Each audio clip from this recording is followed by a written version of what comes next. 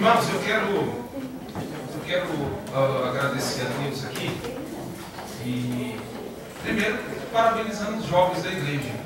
Deus abençoe a vida de cada jovem e a bênção e a graça de Deus continue alcançando a vida de cada um de vocês.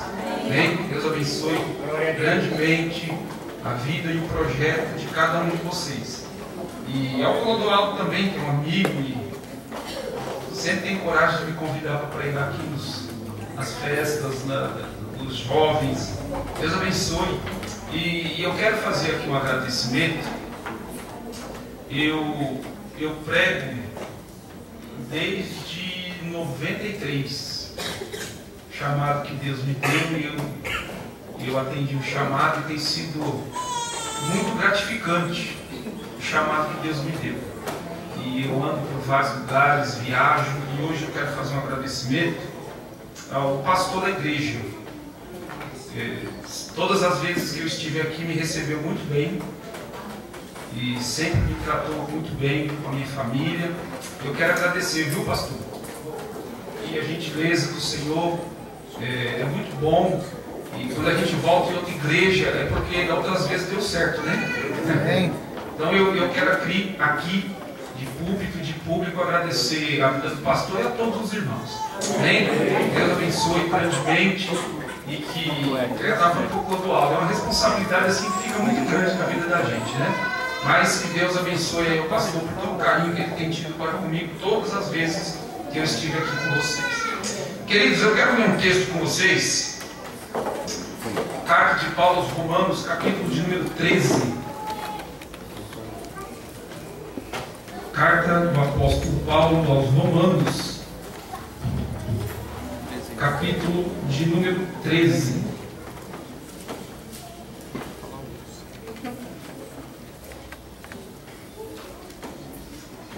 Carta do apóstolo Paulo aos Romanos, no capítulo de número 13.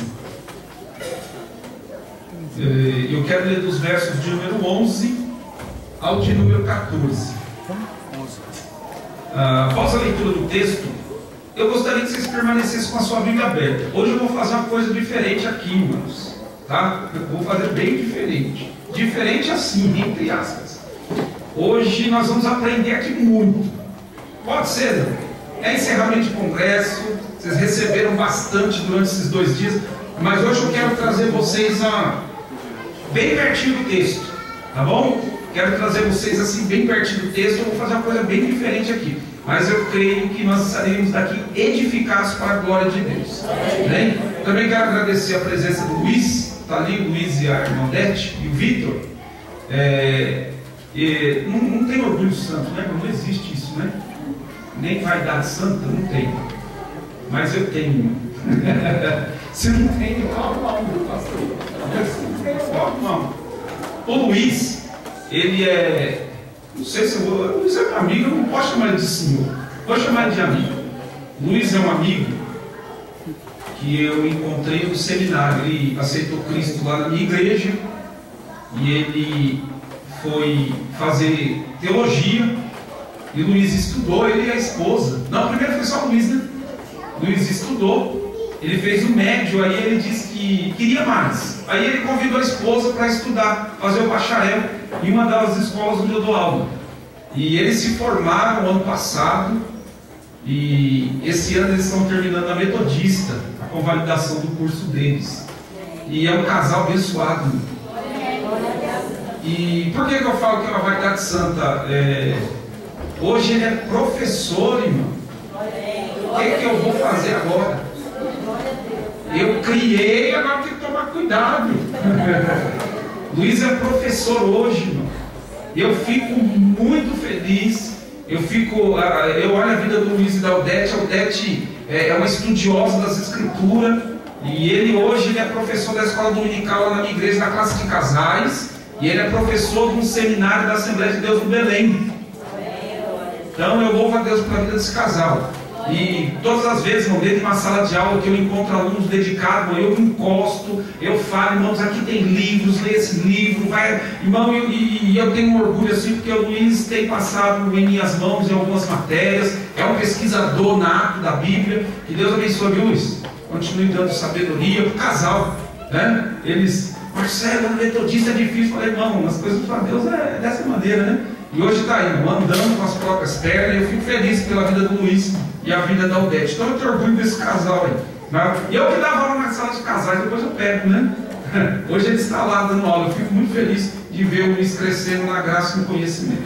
Romanos capítulo de número 12, 13, versos de 11 a 14.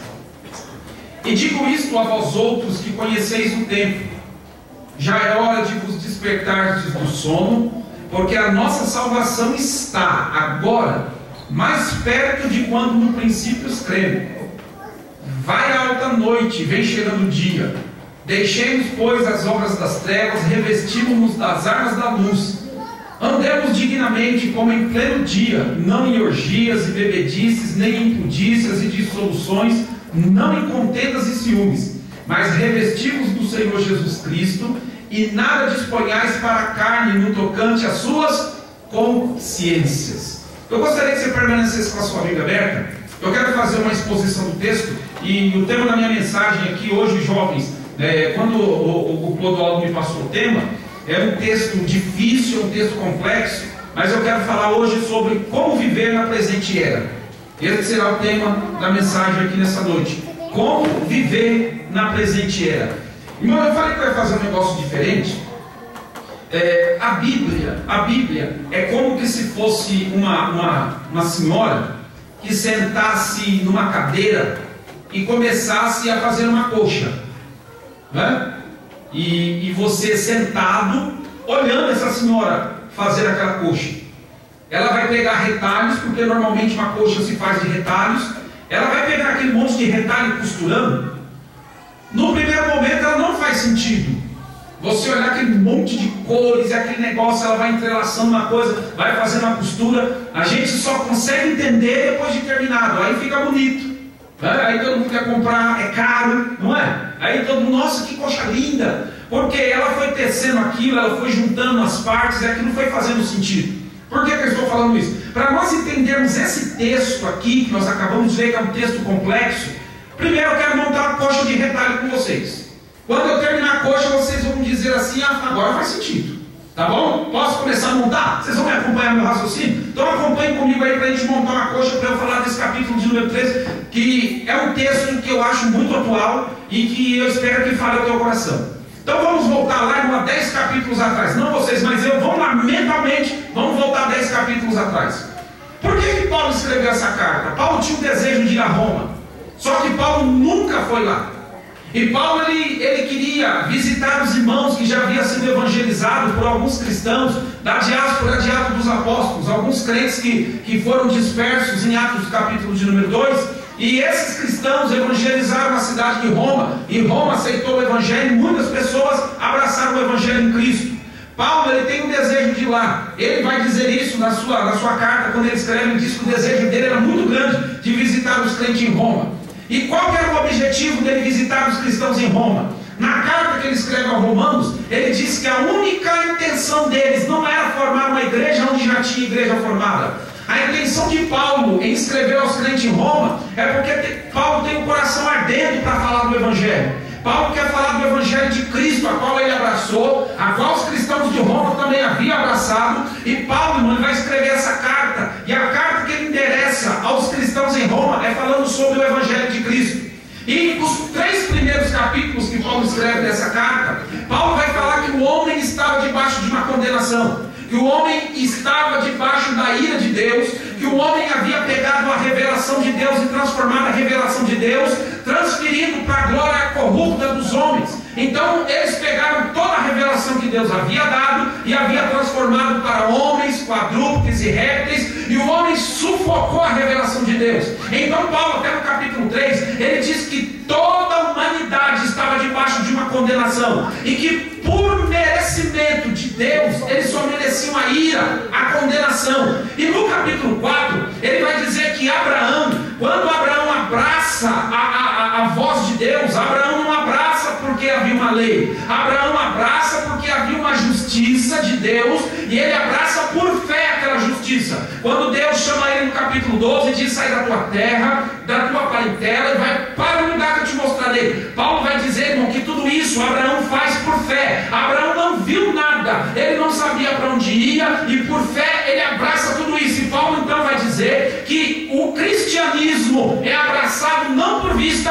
mas por fé na pessoa bendita. No capítulo 5, ele vai dizer, irmão, que este homem do capítulo 1, 2 e 3 que estava no pecado, recebe a justiça de Deus por fé. Então, quando o homem abraça a fé, ele é justificado, tem paz com Deus, tem alegria com Deus, tem comunhão com Deus, vive com Deus, é amado por Deus, é bendito por Deus. Por quê? Porque foi perdoado em Cristo Jesus, e nós temos a justiça de Deus, que é pela fé na pessoa bendita de Cristo. Olha que interessante, vamos montar a coxa agora, ó. Então, nos 3 primeiros capítulos, ele fala que o homem está debaixo de uma condenação. No capítulo 4, ele diz que Abraão foi justificado não por obras, mas por fé. No capítulo 5, ele mostra que esse homem que está debaixo de uma condenação é justificado pela obra redentora de Cristo. No capítulo 6, ele diz que esse homem que foi liberto do pecado, justificado por Cristo, ele tem que viver em santidade de vida. Por quê? Porque hoje nós não somos mais escravos do pecado. Hoje nós somos escravos da pessoa bendita do nosso Senhor e Salvador Jesus Cristo.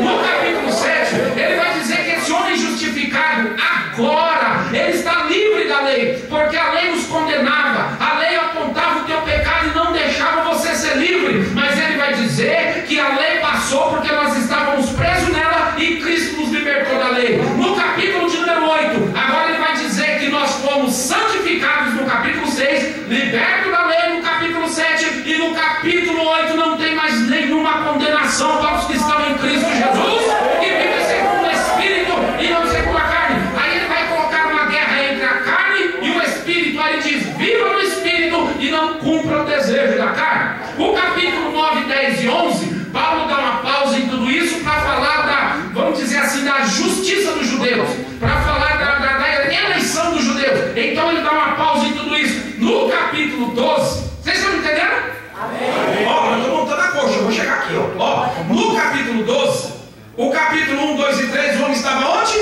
No pecado, na condenação. No capítulo 5 ele foi justificado. No capítulo de número 6, aqueles homens que estavam no pecado foram santificados. Agora já não vive mais debaixo da condenação da lei, mas debaixo da graça de Cristo. No capítulo 8 ele vai dizer que não temos condenação, porque o Espírito habita em nós. Aí no capítulo 12 ele vai mostrar como é que essas pessoas que foram justificadas têm que viver. Entenderam aí uma coxa de retalho? Não fica bonito? Ó, depois que ele mostra a condenação, o homem salvo, justificado, limpinho, bonitinho, sentado aqui na igreja de Água Funda, como é que nós temos que viver? Depois que Cristo fez uma obra de me justificar, de me libertar do pecado, de fazer o que eu sou hoje, como é que tem que ser minha vida? Olha lá, o capítulo 12. O capítulo 12 ele vai falar de 4 coisinhas aqui, ó. Ele vai falar da nossa relação com Deus. Rogo-vos, pois, irmãos, pelas compaixões de Deus, que apresente vossos corpos como sacrifício vivo. Depois ele vai falar a relação entre você mesmo. Depois ele vai falar a tua relação com o próximo e a tua relação com os dons que Deus te conferiu. É isso que ele está dizendo. Depois é como se Paulo estivesse dizendo assim: irmãos romanos, vocês que estavam debaixo de uma condenação eterna, Cristo Jesus justificou vocês. Vocês estão se santificando pela graça, porque não são mais escravos do pecado, mas agora vocês são escravos de Cristo. Vocês agora não estão debaixo mais da lei, da condenação. Vocês não estão amarrados. Vocês agora não têm mais nenhuma condenação, mas vocês têm que viver assim. Quem está entendendo? Amém. Então no capítulo 12 ele mostrou como nós temos que viver. Como temos que viver com o nosso relacionamento com Deus, o nosso relacionamento com os dons, o nosso relacionamento com o próximo e o nosso relacionamento com nós mesmos. No capítulo de número 13, irmão, agora orem por mim, que agora eu vou expor o capítulo. Vocês vão entender isso aí. A coxa já está se formando, não está? Está dando para entender agora melhor? Ô Luiz, 6 meses de Romano eu expliquei aqui em 5 minutos. Olha que coisa interessante. Capítulo 13. Agora preste atenção aqui. Paulo vai falar de 3 coisas aqui no capítulo 13. Está com sua Bíblia aberta? Segura aí que nós vamos sair daqui hoje no mais crente do que nós entramos aqui. Segura aí. Paulo vai falar de 3 coisas aqui no capítulo 13. Ó. Presta atenção aí. Eu não vou ler porque é muito extenso, mas eu só vou dar um panorama geral. Dos versos de 1 a 7, Paulo vai falar da nossa obediência às autoridades. Por que ele fala isso? Crentes, vocês foram justificados, vocês foram santificados, vocês não têm condenação, porque vocês não vivem mais debaixo da carne, vocês vivem debaixo do Espírito. E se vocês têm uma vida mudada, trate de obedecer às autoridades, porque isso é bom diante de Deus. Quem se levanta contra as autoridades, está falando isso aqui, quem se levanta contra as autoridades, dos versos 1 a 4, ele diz, vai sofrer castigo. Porque Paulo diz assim, se você é um cristão liberto, se você é um cidadão do céu, se você é lavado, se é remido, você não tem por que temer as autoridades, porque as autoridades estão aí, ela só vai te punir se você fizer besteira. Se você não fizer besteira, as autoridades para você não é nada. Então Paulo disse, trate de obedecer às autoridades, porque se vocês que são salvos, mudou de vida, não obedecer às autoridades, virá um castigo sobre vocês. E depois dos versos 5 a 7 ele diz o seguinte, por causa da consciência. Quer ver uma coisa aqui? Imagina a gente sonegar imposto. Você imaginou sonegar imposto, mano? Hã? Paulo diz assim, agora que você é crente, se você sonegar, vai pesar onde? Assim, ó, você fez besteira, você não obedeceu, você não cumpriu a lei, você está fora da lei de Deus. A lei de Deus não é essa, a lei de Deus não é. Então Paulo ele diz, trate de obedecer às autoridades, porque elas foram constituídas por Deus. E se você desobedecer às autoridades, vai receber castigo e a tua consciência vai ficar pesada. É isso que ele fala. Agora presta atenção aqui. Dos versos 8 a 10, Paulo vai tratar de um outro assunto. Agora vai ficar pior. Segura aí, Vanessa. Escute aqui. Eu vou explicar aquilo ali. Ó. Segura aí. Ó. Ele diz assim: quem ama, cumpre a lei. E olha a expressão. Essa que eu vou ler. Aqui, eu vou ler, verso 8. Essa eu faço questão de ler. Presta atenção no que eu vou ler aqui, mas eu vou meditar no texto. Ó. A ninguém fiqueis devendo coisa alguma. Então, primeiro, no capítulo 13, primeiro, depois de crente, a gente obedece nossa liderança. Ele está falando do Estado aqui, tá? Governadores, prefeitos, já que elegemos, eles estão lá. As leis que eles criam é para serem obedecidas, tá? Existem alguns ainda internos que dizem que desde quando não fere a nossa moral com Deus, a gente vai cumprir. Nós somos cidadão, não é isso? Somos cidadão. Aí no verso de número 8, ele diz assim, ó, a ninguém... Irmão, olha a expressão de Paulo. A ninguém fique devendo coisa, vírgula, exceto... Ai, irmão. Irmão, Paulo disse que amor não se paga. Pronto, já te amei, acabou. Paguei o que eu te devia. Não é essa a ideia? Porque a ideia que Paulo está dando aqui, irmão, é quando alguém chega no banco e pega um empréstimo, tem que pagar, tem ou não tem? Aí Paulo diz assim, então vai e pague direitinho até acabar o último coisa que você comprou. Mas ele disse, a uma coisa que você não pode pagar por irmão, dizer, estou quites com você, o que é? Eu já te amei, irmão. Eu já te aturei. Eu já te dei oportunidade. Eu estou insistindo com você. Eu te ajudei 1, 2, 3, agora não dá mais. Paulo diz, não. Amor é uma coisa que não se paga. Se você dá amor para o irmão hoje, amanhã você dá amor, depois você dá amor, depois dá amor e dá amor. Paulo vai não dar, vai dar amor, dá amor, vai dando amor, ame. Mas eu já vi que não interessa, não tem dívida que paga amor, vai pagando. Eu amo você, pisou na bola, mas eu te amo, eu te amo. Te amo, amor não se paga. Não, nós estamos dando aula e nós estamos falando sobre a teologia, sobre a pessoa de Deus. E eu falo para os meus alunos de quarta-feira que os atributos que Deus tem da sua natureza, que nós chamamos de atributos comunicáveis, que são aqueles atributos que Deus se comunica, né? Tem os atributos incomunicáveis, que nós chamamos daqueles atributos que a gente não entende Deus, que é difícil de entender Deus. Esses atributos, onisciência, onipresença, onipotência, eternidade, imutabilidade, são coisas que a gente não compreende Deus, mas os atributos que Deus se comunica com a gente é o amor. Agora, deixa eu te falar um negócio aqui. Imagine, pastor, se Deus olhasse para mim e dissesse assim: Marcelo, eu vou te dar 3 chances na vida, viu? Se pisar na bola primeira, eu continuo te amando. Você tem mais 2. Se pisar na bola na segunda, eu continuo te amando. Você tem mais 1. Mas tome cuidado. Aí eu fico jogando, irmão, igual um jogador quando tem um cartão amarelo e precisa dar o sangue pelo time, não pode tomar outro, senão é expulso. Aí eu piso a 3ª vez e Deus olha para mim. Deus é assim, irmão? Se Deus fosse levar essa lógica comigo, irmão, o amor de Deus, irmão. Olha, deixa eu falar uma expressão que eu falei para meus alunos, ficar escandalizados, mas depois eu expliquei. Deus não tem amor para dar para ninguém. A essência de Deus é amor. A essência corre nas veias de Deus, corre no DNA de Deus, irmão. A essência, irmão, se você pisar na bola hoje, Deus vai te amar. Se pisar amanhã, Deus vai te amar. Depois Deus vai te amar até o dia do arrebatamento. Deus vai continuar te amando. E Paulo diz: se você foi justificado, tem uma nova vida, deva para o teu irmão só o amor. Agora vocês vão entender.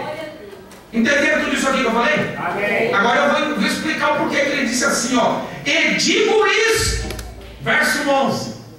Por que no verso 11 ele diz: eu digo isto? Porque ele já tinha dito: ame as autoridades, obedeçam às autoridades, ame o teu irmão, porque você está cumprindo a lei. É a única coisa que o crente tem que ficar devendo. Então, se alguém perguntar para você: você deve alguma coisa? Eu devo. Mas meu nome não está no SPC, está no céu. Não está lá. Por quê? Porque eu te devo, irmão, amor. E eu não vou te pagar, eu vou dar a primeira prestação. É terrível isso, não é, irmão? Aí Paulo diz assim: agora eu digo isto, por quê? Porque ele já tinha dito que tinha que obedecer às autoridades. Agora eu quero entrar na minha mensagem aqui hoje. Quem entendeu até onde eu cheguei? Amém. Então agora vamos entrar dentro da mensagem, irmão. Agora abra o teu coração, que é aqui que eu quero a minha parte prática da mensagem. Deu para entender o que Paulo quis dizer? Irmão, trocando em miúdos, a tua vida de cristão agora tem que ser com atitudes diferentes. Eu quero aqui mostrar algumas coisas que Paulo deixa aqui nesse verso 11 de número 14, que ele diz: desperta. Por que Paulo disse isso? Ele disse: olha, eu já disse para vocês, obedeçam às autoridades, ame o teu irmão porque você está cumprindo a lei. Tudo da lei se resume nisso: ame ao teu próximo como a ti mesmo. Digo isto. Aí vamos lá ao texto. A primeira coisa que Paulo diz aqui nesse verso de número 11 é para que nós vivamos acordados e não dormindo. Olha o verso de número 11. E digo isto a vós outros que conheceis o tempo: já é a hora de despertar-vos do sono. Paulo está dizendo: irmãos, vocês mudaram. A vida de vocês agora é outra. Vocês não estão vivendo mais debaixo da carne, vocês vivem debaixo do Espírito. Não ande dormindo, não ande disperso, não ande preocupado. Vocês estão, tem muita gente, não sabe aquele negócio de acordar com o pijama e ficar com ele o dia inteiro. E parece que é uma coisa interessante, irmão, que o pijama, se você não tira ele, você fica com a cara dele. Fica ou não fica, irmão? Irmão, fica ou não fica? Parece que o pijama, que ele influencia, irmão, aí vai te deixando mole, você anda arrastado. Enquanto você não tira o pijama, não lava o rosto, não tem teu cabelo, parece que não tem uma outra aparência. Paulo diz assim: vocês mudaram, vivam acordados e não dormindo. Olha que Jesus está voltando, a nossa salvação está mais perto do que antes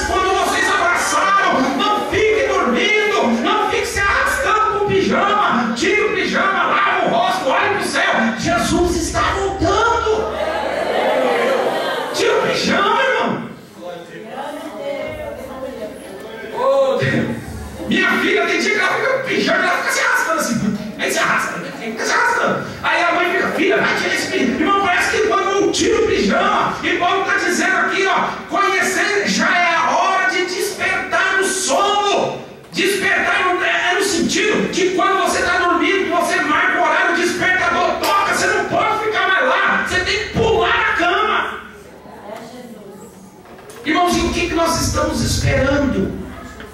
Irmão, parece, não são todos, mas parece que a igreja evangélica do Brasil ainda vive de pijama, vive se arrastando, e parece que a voz de Paulo está destino pijama. Desperte do sono. Irmão, a gente não tem pastor. Eu sou de uma geração nova de dentro da igreja. Eu sou de uma geração empolgada. Irmão, desde lá na minha igreja, desde 93, o meu pastor presidente fala isso. Desde 93 foi quando eu surgi como pregador no meio da mocidade, viu? Vocês sabiam disso? Eu cantava lá magrinho, irmão. Eu ficava o último dos últimos. Irmão, até eu calado sou desafinado. Meu Pai do céu.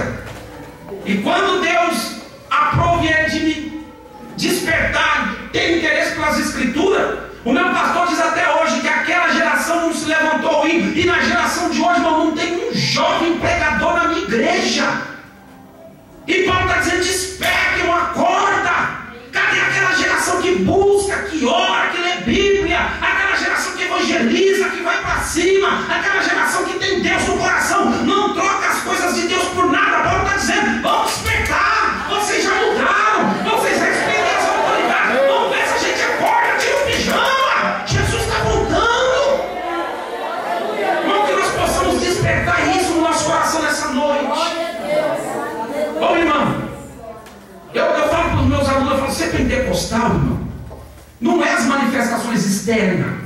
Ser pentecostal é ter o coração queimando pelas coisas de Deus, é ardendo, é teu coração está encharcado, a mente cheia das coisas de Deus. Isso é ser pentecostal, é quando o coração pega fogo, pega fogo, pega fogo. A gente tem paixão pelas coisas de Deus, a gente tem paixão pelas escrituras, a gente tem paixão pelos irmãos. A coisa está dando ruim, mas a gente tem paixão por Deus, porque sabe que Deus vai nos abençoar. Vamos acordar nessa noite, irmão, ter paixão pelas coisas do reino de Deus.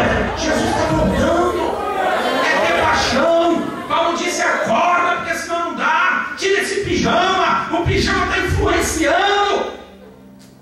Vocês já mudaram, a vida de vocês é outra. Tira o pijama. A segunda coisa que Paulo vai dizer aqui, o porquê que nós temos que andar dignamente, que a nossa vida tem que ser uma vida diferente. A segunda coisa que Paulo diz aqui é para que nós vivamos na expectativa de sermos glorificados. O verso de número 11 ele diz isso, ó: eu digo isso a vós outros que conheceis o tempo, já é a hora de despertar do sono. Olha o que ele diz: porque a nossa salvação está agora mais perto do que quando no princípio cremos. Paulo disse: obedeça às autoridades, ame teu irmão. Por quê? Porque a nossa salvação está mais perto. Pastor, o senhor me permite quantos anos de evangelho? Eu vi. Então vai, porque eu não ensino mais que todos. Não pode falar. Não, de evangelho. Nasceu no berço. Olha aí. A nossa salvação está mais perto agora, pastor. Tem crente de 30 anos aqui? De crente? 40 anos de crente? Paulo diz: quando você o aceitou, que você foi justificado, é bonito, mas ao passar do tempo a nossa salvação vai ficando mais pertinho do que aquele tempo. Queridos, essa é a maior esperança da igreja. Esse é o maior alvo que nós temos. Falar desse assunto para o mundo parece loucura, porque o povo não entende isso. Mas falar para nós que abraçamos a fé em Cristo Jesus, isso faz sentido. Um dia nós seremos glorificados, um dia nós seremos transformados, um dia nós sairemos desse mundo para morar no mundo que Deus tem preparado para nós. Um dia nós sairemos dessa terra e alcançaremos a glória eterna, preparado para aqueles que amam a palavra de Deus. Um dia nós seremos transformados, não obedeceremos mais às autoridades, não deveremos mais o amor a ninguém. Nós vamos ser glorificados para morar do lado daquele que nos chamou, que nos justificou e que nos salvou. E isso está mais perto, irmão, está se aproximando o dia. Desperta, tira o pijama, Jesus vai voltar. Paulo vai falar desse assunto, uma coisa tão interessante. A Bíblia é fantástica, irmão. Eu amo a Bíblia. Vocês se lembram do capítulo 15 de Coríntios? Capítulo 15 de Coríntios é um dos textos mais longos da Bíblia, falando sobre a glorificação do corpo. São 58 versos que Paulo vai mostrar para a igreja em Corinto o que vai acontecer com quem aceita Cristo e é justificado por Ele. A ideia grega de vida e morte era o seguinte: os gregos diziam que o corpo era o aprisionamento da alma, que o dia que você morria, a tua alma ficava livre. Então eles não acreditavam em glorificação do corpo. Os gregos diziam o seguinte: se nós estamos libertos do corpo pós-morte, para que o meu espírito vai voltar para o corpo de novo para ser aprisionado? Aí Paulo vai dar uma lição para eles. Aí Paulo diz assim: não, há ressurreição do corpo sim, porque Cristo é a primícia dos que dormem. Assim como Ele foi ressuscitado, glorificado e elevado ao céu, assim importa que aconteça com vocês também, porque senão a nossa fé é vã. Nós dormiremos em Cristo, mas ressuscitaremos sim com Ele. A nossa salvação está próxima, irmão. Ele vai chamar do túmulo todos aqueles que têm a sua esperança nele. Por isso Ele diz: acorde. Acorde. Irmão, em muitos lugares por aí as escolas dominicais são vazias. Parece que os crentes literalmente estão de pijama, Luiz. Irmão, todo o trabalho que se faz na igreja de oração é vazio. Pedro, Tiago, João. A gente não se desperta. Minha esposa fica assim. Eu estou lá na cozinha estudando, eu já vou para a cozinha, né? Para ninguém me atrapalhar, mas não tem jeito. A cozinha, né, Vanessa? Aí minha esposa passa lá estudando, ela fica assim: para que esse homem estuda tanto? É a frase que eu mais ouço dela, mas ela não fala isso por mal. Eu entendo a frase dela. Eu acho que ela sabe assim: meu marido já sabe muito, para que estudar mais? Irmãos, eu preciso de conhecimento, irmão. A minha alma arde por isso. Eu não posso ficar dormindo com pijamão, irmão. Pijama de bolinha, ainda coloco a touca, a pantufa. Oh meu Deus, esse frio. Ai, Paulo disse: desperta, tira a pantufa, tira o pijama de bolinha, lava o rosto, arruma o cabelo, toma um café, se fortaleça, porque a nossa salvação está mais perto, Ele está chegando. Desperta, povo! A terceira coisa que Paulo vai deixar aqui no texto é que nessa expectativa de nós sermos glorificados, nós também temos que viver na expectativa da vida de Cristo. O verso de número 12, ele diz isso, ele diz assim, ó. Ele vai usar aqui, ó, nós chamamos na hermenêutica, né, na figura de retórica, nós chamamos isso aqui de antítese. Antítese é quando você coloca em uma frase uma coisa ao contrário à outra. Tipo assim, ó, baixo e alto, gelado e quente. Há uma antítese na frase. E Paulo ele usa duas antíteses aqui que eu acho interessante. Ele faz um contraponto entre duas questões. Verso 12, ele diz assim, ó: vai alta a noite e vem chegando ele faz uma contraponto, uma antítese. Mas deixa eu explicar por que ele faz isso. Aí ele diz assim: deixamos, pois, as obras das trevas, revestimos-nos das armas da... Então Paulo faz um contraponto entre dia e noite, treva e luz. Por que ele faz isso? Essas duas expressões aqui, Paulo está falando da presente era que nós vivemos. Paulo vai chamar dia e luz, trevas e noite. Primeiro para nós entendermos, quando Paulo diz dia e trevas, ele está falando do presente século que nós vivemos. É um século mau. E o interessante, que hoje não, mas antigamente era assim. Hoje os assaltantes estão fazendo hora extra. Os caras de assalto às vezes é 7 horas da manhã, 8 horas, hoje não tem limite. Mas antigamente, quando eu era criança, quando a noite ia chegando, ia dando uma melancolia na gente. Porque ninguém quer noite. A noite assusta. A noite não traz pensamentos de fantasma. A noite parece que tudo fica mais... Não é? A noite é estranha. Por exemplo, minha filha, quando era horário de verão, ela vai para a escola, ela entra às 7 horas da manhã. No horário de verão, eu acordo ela olha assim: pai, mas está noite ainda.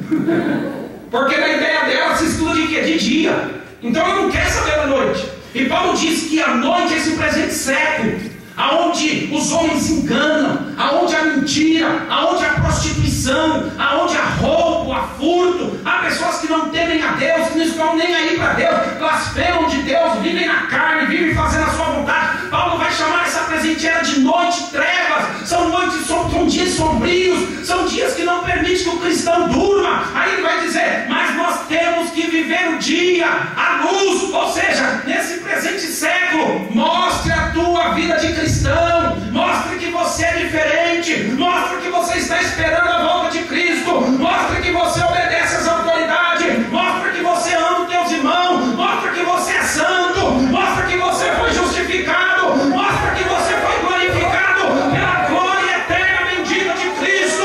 Paulo diz, espere, vive na luz, vive no dia, porque as trevas e a noite são más. E é essa a nossa ideia, irmão. Meu irmão, já não dá mais para aguentar o que o mundo está tentando enfiar de goela abaixo na nossa sociedade.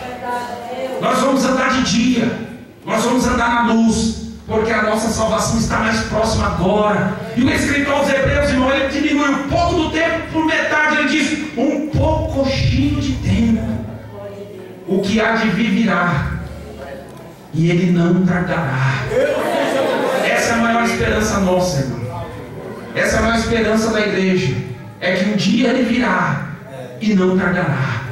Ele virá, ele virá. Eu já estou encerrando. A quarta coisa que Paulo diz aqui é que nessa presente era nós temos que nos revestir das armas da luz. É o final do verso de número 12, quando ele diz, revistamos das armas da luz. A ideia que Paulo está aqui, irmão, sabe o que é revestir? É eu estar com essa aqui e colocar uma outra por cima. Você é salvo, você é santo, mas coloque mais. Se revista. Não tem um hino que eles cantam aí, olhe um pouco mais. Não tem? Consagre um pouco mais. Santifica. Isso é verdade, irmão. A igreja tem que orar um pouquinho mais. Santificar um pouquinho mais. Olhar para Cristo um pouquinho mais. Porque o que há de vir virá e não tardará. E deixa eu encerrar aqui. Paulo diz que a nossa conduta não deve ser desse jeito aqui, ó, verso 13. Ele diz assim, andemos dignamente, como em pleno dia, não em orgia, orgia que é farra. Ele diz, não é para farrear, crente não vai para farra. Esses dias eu fui pregar na igreja, irmão, eu sou micaretão, tá? Saiba disso, eu sou novo, mas sou caretão.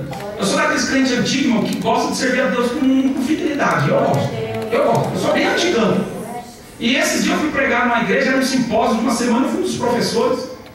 E eu fui falar sobre uma das igrejas lá da Ásia, do Apocalipse. Eu fui falar sobre a igreja de Éfeso. E quando eu fiz a exposição do texto todinho, no final do culto, um pastor me chamou e disse assim, rapaz, se você estivesse aqui, a igreja ia falar que eu te contei. Mas disse que teve uma festa na igreja, dos membros lá da igreja. Festa de casamento. Foi numa chácara. Ô, irmão, o pastor falou que Deus não estava lá. Tinha de tudo, mas Deus não estava lá. Tem um negócio agora no meio do povo, que nessas festas colocam umas pulseirinhas no braço, umas pulseirinhas fosforescentes, que é tipo assim, estava na festa, pá de crente, uma faca, meio solta. É trenzinho, o pastor falou com o Marcelo, uma coisa que foi feia. Aí disse que o solteiro coloca uma pulseirinha vermelha, que é para dizer, estou livre. Pode chegar que o sinal está verde. Os que estão de amarelo, eu não sei se eu estou lá ou estou casa. Então, atenção, porque... E os que estão de vermelho, chega perto, porque eu sou casado. E diz que ele falou, Marcelo, eu não tinha como parar aquilo. Irmão, eu dentro de mim, quando eu ouço essa irmã, eu não sou careta. Eu já disse uma coisa que eu vou dizer de novo. Vocês querem me agradar? Me leva para churrascaria para comer carne. Eu não sou careta, não. Eu adoro. Mas quando eu vejo umas coisas dessas, irmão, eu não vou. Eu não vou. Não me cabe lá, não foi para isso que Cristo me chamou. Não é o evangelho que eu prego, o evangelho que eu acredito. Não foi o Cristo que eu abracei, não foi a palavra que eu abracei. Paulo diz, não ande com orgia, farra, com bebedice. Bebedice é ser dominado pela bebida. Impudícia, a palavra impudícia no original não quer dizer cama. Ele está dizendo aqui de imoralidade sexual.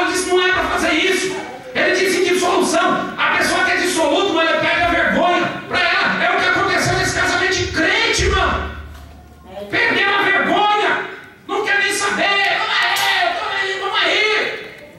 É dessa maneira, Jesus. Contenda, briga, e Paulo disse, nem ciúmes. Aí ele diz, viva de acordo com a vida de Cristo Jesus. É isso que ele diz aqui no verso 14. Mas revestimos do Senhor Jesus e não dá lugar para a sua bendita carne, porque a carne vai te separar de Deus. Mas quem se reveste do Senhor Jesus, aguarda ansiosamente pela sua vinda. Ora vem, Senhor Jesus. Vocês entenderam por que Paulo mandou despertar? Porque a nossa salvação está mais perto do que nós nunca imaginamos.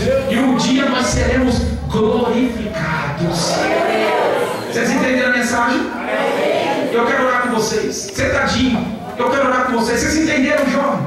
E o meu desejo aqui é que Deus desperte a meio de vocês pregadores e pregadoras. Olha, o irmão Dete é uma ótima ensinadora, viu? Olha lá. É uma irmã. Quem disse que Deus levanta as irmãs para ser pregador? Levanta, sim. Olha lá. Olha o Dete lá, ó. Inteligente, irmão Dete.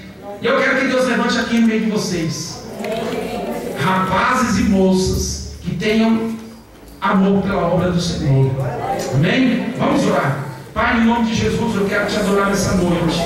A minha gratidão a Ti pela Tua palavra, que é viva, é eficaz. A Tua palavra é mais penetrante que espada alguma de dois gumes. A Tua palavra nos renova. A Tua palavra nos chama a um comprometimento contigo. A Tua palavra nos faz apontar para a eterna bondade do Senhor sobre nossas vidas. Ó Deus, a Tua palavra foi exposta nessa noite. Que ela possa encontrar corações férteis para que ela possa produzir frutos para a vida eterna. Ó Deus, a minha gratidão a Ti pela vida da juventude dessa igreja. Que o Senhor continue os abençoando, derramando cada dia da Tua graça, da Tua bondade, do Teu Espírito. Levante jovens, moças e rapazes cheios da Tua graça e do Teu Espírito para fazer a diferença nessa presente era que nós vivemos. Uma era corrompida pelo pecado, corrompida pelo mal, mas o Senhor pode levantar nossa vida para fazermos a diferença e o Teu nome e o Teu reino seja adorado através das nossas vidas. Assim eu quero orar e te agradecer no nome de Jesus. Amém e amém. Querido, Deus abençoe. Que essa coxa de retalho você se cubra no frio. Mas quando levantar, irmão, tira o pijama e sirva a Deus com fidelidade. Amém? Deus abençoe os irmãos no nome de Jesus.